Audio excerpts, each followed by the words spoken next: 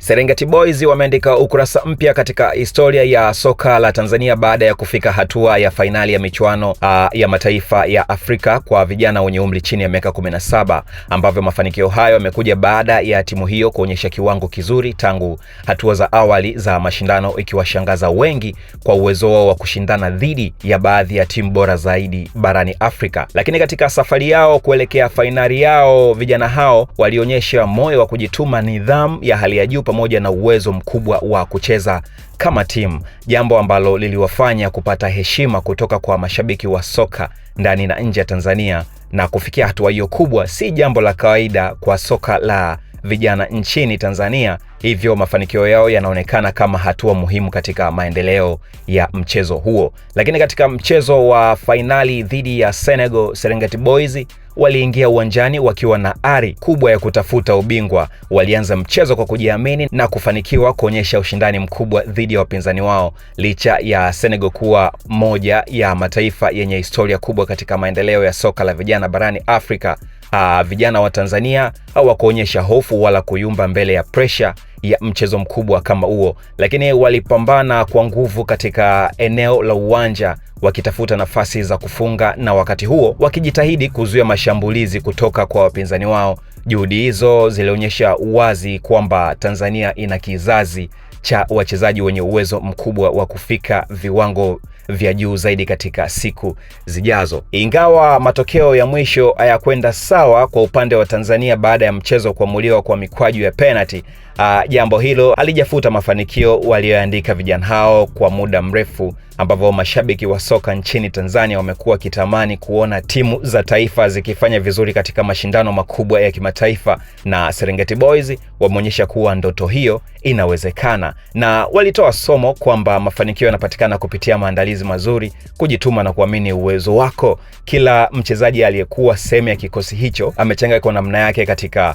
kuijenga historia hiyo, kuanzia walioanza kikosini hadi wale waliokuwa benchi wakisubiri nafasi ya kuingia uwanjani. Mafanikio ya Serengeti Boys pia yanatoa ujumbe muhimu kwa wadau wa soka nchini kwamba uwekezaji katika maendeleo ya vijana unaweza kuzaa matunda makubwa.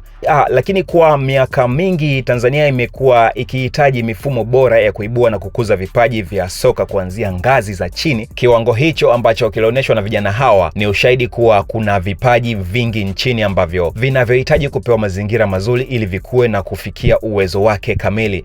Ushirika wao katika mashindano haya inaweza kuwa na timu imara zaidi zitakazoweza kushindana katika mashindano ya Afrika na dunia. Lakini kwa upande mwingine, mashabiki wa soka nchini wameonyesha upendo mkubwa kwa timu hiyo licha ya kutopata ubingwa. Lakini mitandao ya kijamii, vyombo vya habari na wadau mbalimbali wameendelea kuwapongeza vijana hao kwa moyo wao wa kupambana na kuiwakilisha Tanzania kwa heshima kubwa. Wengi wameeleza kuwa ushindi si lazima uwe wa kunyanyua kombe pekee, bali pia ni uwezo wa kupambana, kuvunja rekodi na kuandika historia mpya. Serengeti Boys wamefanikiwa kufanya hivyo, na wamefanikiwa kufanya hayo yote na hivyo kuwa chanzo cha hamasa kwa maelfu ya vijana wanaotaka kucheza soka katika ngazi za juu. Kwa ujumla, safari ya Serengeti Boys katika michuano ya AFCON Under 17 imekuwa moja ya hadithi za mafanikio zinazostahili kupongezwa katika soka la Tanzania. Licha ya kumaliza mashindano wakiwa washindi wa pili, wameacha alama kubwa ambayo